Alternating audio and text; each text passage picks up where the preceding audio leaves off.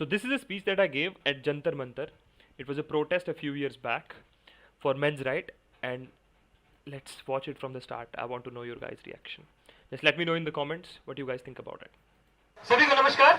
मेरा नाम साहिल छिकारा है।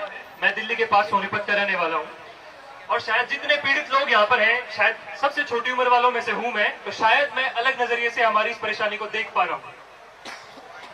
यहाँ पर काफी लोगों ने बोला, बहुत बड़े लेवल की बात की, नेशनल लेवल पे पुरुष आयोग, महिला आयोग, जो कि बहुत बड़े बड़े इश्यूज हैं। मैं आपको बता दूं, मैं दिल्ली यूनिवर्सिटी का स्टूडेंट हूँ। हर एक कॉलेज के कैंपस में, अगर एक कॉलेज के 2 कैंपस हैं, तो दोनों में अलग अलग वुमेन सेल बना रखे हैं। हर एक कॉलेज में है ये। हर एक कॉलेज में प्रावधान है कि किसी भी महिला को किसी भी तरीके की परेशानी होती है तो उसको सपोर्ट मिलता है, पूरा मिलता है। एक बार भी मुझे किसी ने ये नहीं बताया कि पुरुषों के लिए भी कुछ है इस देश में या नहीं। और मैंने खुद पढ़ के देखा तो मुझे मिला भी नहीं, कुछ भी नहीं है, कोई लॉ नहीं। अब डोमेस्टिक वायलेंस की और डाउरी की तो यहाँ पे काफी बात होती है, क्योंकि मोस्टली विक्टिम्स उसी के हैं। मैं सेक्सुअल हैरेसमेंट के बारे में बात करता हूँ। लॉ क्लियरली विक्टिम हमेशा और इसमें फीमेल को ही लेता है और मेल को परपेट्रेटर लिया जाता है, वो बात अलग है।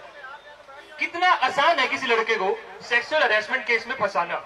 मैं बहुत बार स्पीच दे चुका हूं। मैं हमेशा एक ही चीज करता हूं कि किसी रैंडम लड़की की तरफ पॉइंट करता हूं और बोलता हूं कि मैं इनसे कभी मिला नहीं हूं, कभी नहीं मिला हूं।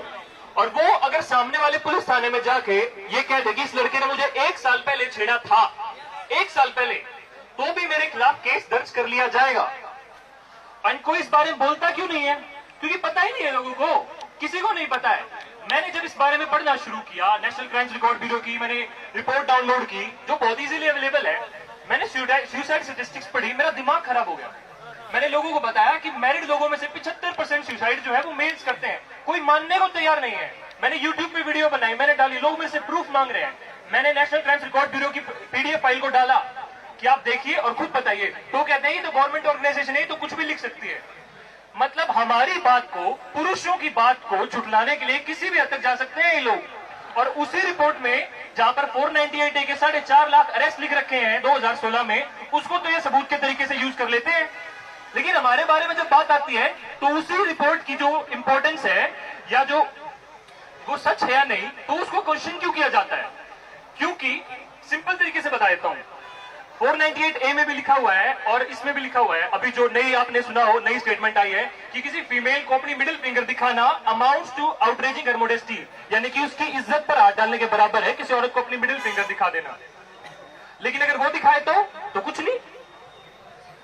जब ये चीजें पता ही नहीं है लोगों को, मैं अपनी जनरेशन की बात करता हूं, मैं अपने क्लासमेट्स की बात करता हूं, जब मैं उन्हें बताता हूं कि सुसाइड स्टैटिस्टिक्स कैसी हैं, डाउरी के केसेस कैसे झूठे हो, तो कह रहे ऐसे थोड़ी होता है, सच्चे होते होंगे।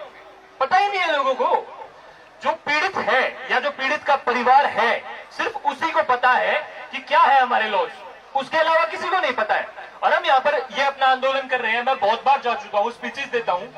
लोग या तो ध्यान देते नहीं है, और देते हैं तो वो जो इस चीज से पीड़ित है।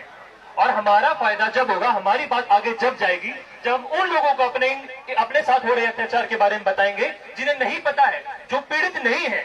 जब जनरल मासेस जो हमारी कंट्री के हैं, जब उन्हें पता चलेगा कि हमारे लॉज में कैसे सेक्सिज्म हो रहा है मेल्स के अगेंस्ट, तो कुछ फायदा हो सकता है।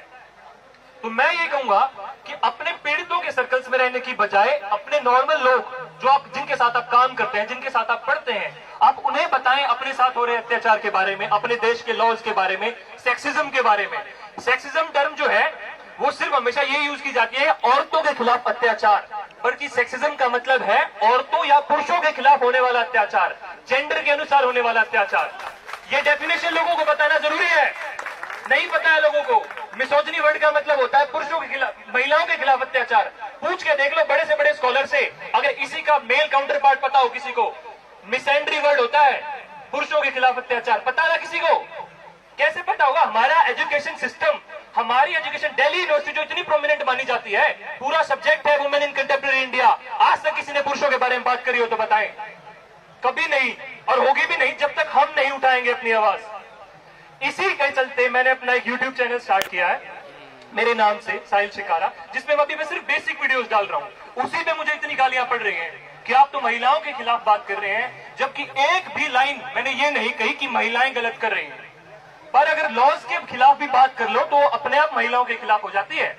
लेकिन हमारे पुरुषों के बारे में कोई बात कर रहा है, इस बात पे किसी ने ध्यान नहीं दिया। मुझे कहते हैं कि दोनों तरफ के बारे में बात करो। अरे भैया, सारे फेमिनिस्ट सिर्फ औरतों के बारे में बात करते हैं, कभी उनको बोला कि पुरुषों के बारे में बात करो? तो मैं क्यों करूं? एक तरफा बात करना जरूरी है। स्केल है, ये तराजू है, एक तरफ झुका है, पूरा वजन दूसरी तरफ डालेंगे तो ही बराबर आएगा।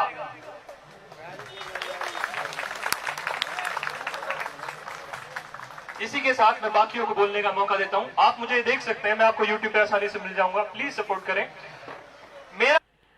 एंड यहाँ पे भी आखिरी में मैंने अपनी एडवर्टाइजमेंट खरीदी, प्लीज सपोर्ट करें। This was like 4 years back, I was in college, I think this is in second year और third year maybe, I don't remember exactly when this was, but I had my friends with me. I had Jatin with me that day. Rishabh, you're on chat, right? So I had Jatin with me that day. It was a very very fun day. I had a lot of fun. And बहुत सारे पीड़ित लोगों से मुझे बात करने का मौका मिला, एंड बहुत सारी स्टोरीज मुझे उस दिन पता चली, बहुत नई चीज़ों के बारे में पता चला. I started talking to new people. It was really really a nice experience. So guys, if you have watched this speech of mine, please let me know in the comments what do you think about it.